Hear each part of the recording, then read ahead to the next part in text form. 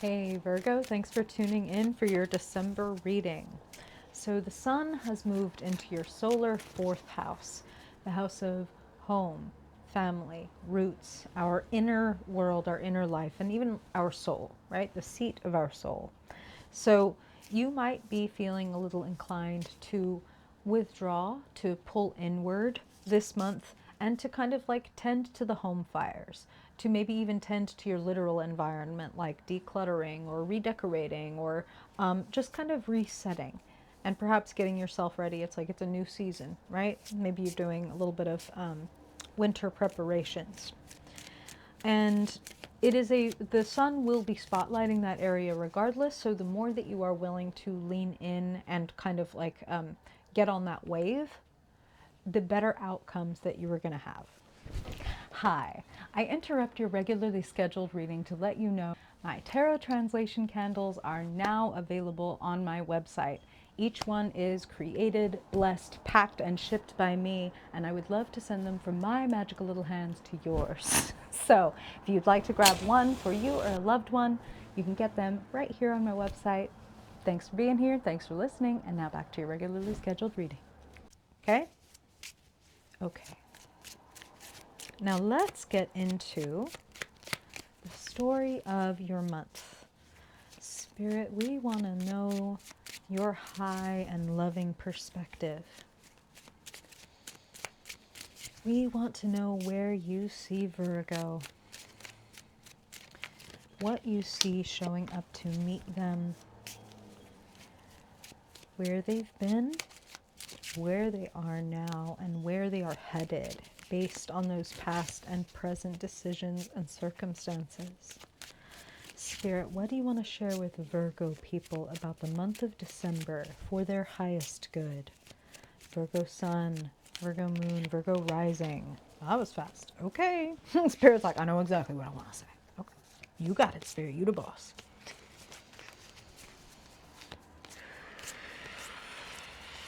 Spirit, for their highest good. What is the path forward looking like? What do you want to share with them about it? And where do you want to bring their focus, their awareness in the name of their joy, fulfillment, abundance, alignment in the month of December for their highest good? Ooh, almost lost you. Okay. Good.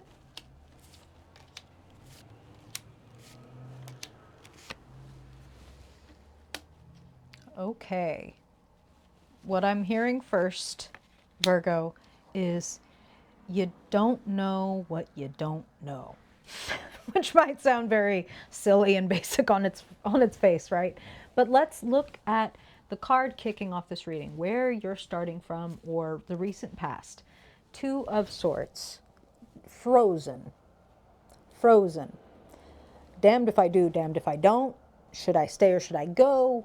I don't want to make the wrong decision, so I'll stay right here. And I'm also feeling like information overwhelm for some people, where it's like, how do I move? When it's like I'm almost numb from information overload. That it's so, in some ways, for some of you it might feel like there's too many choices. And for some, Spirit's funny, they're like, and for some of you it feels like the opposite. It feels like I have no choice, right? These are general readings, Virgo. I'm an intuitive reader. That's what I'm hearing. That's the dichotomy. Do I have no choice or do I have too many choices? Either way, here's some guidance for you. Look at the woman in the Two of Swords and notice how she has her back to the water and to the moon. Two indicators in the tarot for the intuitive part of ourselves, our soul, our emotions, the unconscious, right? So basically trying to purely calculate, purely intellectually calculate, strategize. What is the right thing to do? What's the best? That's actually how I'm hearing it. What's the best thing to do? And Spirit's like, that'll get you in trouble, right? And that's Virgo problems. Like, I don't want to do it unless it's perfect. So I can't move until I have the perfect strategy. And Spirit's like, well, damn, it's gonna be a while because perfect is not a thing, you know? Now, I want to equate that with the energy that is in the position representing what's like the energy around and available to you. The devil, stuckness, fearfulness, staying in a position that keeps you perhaps low or trapped, right? We can think of the devil as dead end jobs or relationships or just bad habits that drain our energy, our creativity, our vitality, our confidence is something that I'm hearing with that Two of Swords. So, is there a habitual activity or even like mental realm that you run around, something that makes you feel powerless or helpless or like I couldn't possibly, there's no way, there's no way forward or there's no way out. There is. There is. And thankfully, you just got to act like you. You've just got to be yourself. Virgo, sitting in the position representing your guidance. Knight of Pentacles. Slow and steady wins the race. I'm a tortoise, not a hare, right? I may be ruled by Mercury as a Virgo, right? But I am not an air sign. Mercury moves fast. My mind moves very fast. But when it comes to the doing, I want to do it well and right. And that usually means slow and step by step. When I say slow, let's make a small amendment to that. Present. Not mind going a million different ways as I do this thing. I am fully with my practice or my hobby or my skill building or this class that I'm taking or whatever it is. I'm all the way here. I'm not thinking about all the other things that could happen. I'm exactly where my feet are. Okay? Be where your feet are. Put one foot in front of the other. Drop the swords and pick up the pentacle. Drop the swords of coming up with a perfect plan and pick up the pentacle and start working with what you've got, right? And seeing like, well, what happens if I try this? Oh, what happens if I try that? You know, it can be hard for Virgo people to get a little messy, but the Knight of Pentacles is a gardener. He got the dirt under his fingernails to show for the hard work that he does and for the fruit that he's going to be able to enjoy from all of his labor, right? So probably trying to keep it pristine in your head and make sure that you only move forward when it's going to be exactly right is the devil is a lie, is a false the devil can represent our ego sometimes, and I don't mean ego like, oh, you're egotistical, you're arrogant, you're overconfident. I mean the ego is like we are strongly attached to an identity, and it can feel scary and like monstrous to challenge that. So, what do I mean by that? I mean that, again, maybe you want to execute perfectly. Let's just say you've never made a video before and you want to make a video, right? And you want to put it on YouTube, but you've never made a video before in any way. And you're like, I can tell by watching, even the little clip that I just took, I'm stiff, I'm nervous, I don't like the way I sound, blah, blah, blah. Okay, it's not ready. It's like, no, the messiness and the fumbling and stumbling is all part of building the garden, right? Of growing this orchard.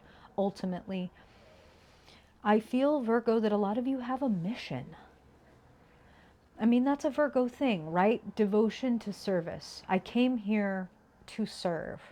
And some of you, the Hierophant, let me just say it, okay? The Hierophant is sitting in the future. And the Hierophant is the ultimate mentor, the ultimate elder, right? In its highest and best versions, the Hierophant is a holder of secret and sacred knowledge or trade or skill that can pass down only to a devoted student, right? So Virgo, you are both archetypes in the card of the Hierophant, both, the eager and humble Knight of Pentacles, the adept student, and the mentor, the teacher, the holder of secret and sacred wisdom, right? And I think you're taking it somewhere. So for all that I said about like don't stay frozen and please don't wait to move, I think whether it's this reading, whether it's something else that happens to you, I think that a lot of you have that breakthrough.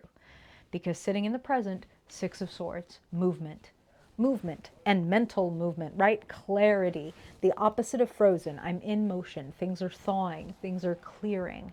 I'm heading in a new direction is something that I'm hearing. And I love to see that because that implies we're moving away from Two of Swords, moving away from the devil.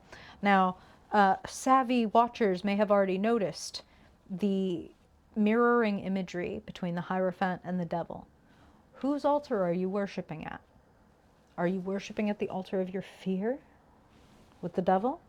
Or are you worshiping at the altar of becoming the version of yourself, the elder that you want to see in the world? That's what I hear. Be the elder you wish to see in the world. Share the knowledge, the information. Share where you have come from and what you've learned. Six of Swords. Literally that.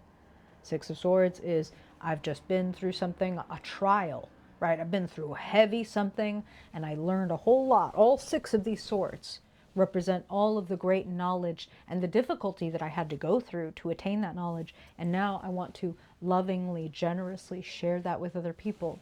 Sitting in the likely outcome position, Two of Cups, sharing. Partnership, exchange, literal, right? And also, that is just a sweet energy for those of you who are maybe in relationships or seeking relationships. Connection is highly available, and it's available when you're present and when you're not trying to be perfect. When you're trying, that Spirit is like, put the Six of Swords and the Two of Swords next to each other, and one of the phrases that you could pull up is progress, not perfection. Progress, not perfection. If I just keep reminding myself that as I move forward, that in itself is a win. As I continue to try, as I iterate, as I move, that is a win because I'm learning with every step, right? As opposed to waiting and holding and like making sure that it's all perfect. I'm not doing a lot of learning in an airtight environment like that, right? I'm chained up. Key position, the Fool. Set yourself free. Let yourself learn. Let yourself, I'm hearing this, let yourself get in over your head. Again, Two of Swords, like, oh no, I'm not an expert yet. Hierophant is sitting in the near future. You are, you just need to allow yourself to be. Everybody's an expert in something Spirit is saying. Everybody holds a piece of secret or sacred knowledge that if they shared it, the world would be enriched. The people around you would be enriched. So whether you are a professional or a craftsperson or a this, that, and the other thing, whether you think of yourself as someone who holds secret and sacred knowledge or not, you are. And if you do know yourself to be that, and you do want to share it with the world, you're in a great position to begin or to continue now. And to deliberately, I'm hearing something very specific. And that is looking at the devil, looking at the Two of Swords, to decolonize your practice, i.e. to stop holding yourself up to other people's standards, white supremacist, patriarchal, fucking absurd ass current capitalistic standards. I have to be perfect, I have to output this much, I have to post all the time, and I have to do my own blah, blah, blah, blah, blah. You do it your way. The Fool, the Six of Swords. Your journey is unique because you have unique synthesized knowledge, wisdom to share from that unique journey that will help other people in theirs. That's what I hear. I wish you great luck and beautiful blessings with sharing that, Virgo, because that will bless us and will bless you in turn. Okay, so let's keep that happy love train going. I hope this is helpful. If you ever want to get a personal reading or a magical candle, the way to do that is right here. I appreciate you, Virgo. I hope this helps you have a better month, a merry December, and I hope to see you next time. Bye.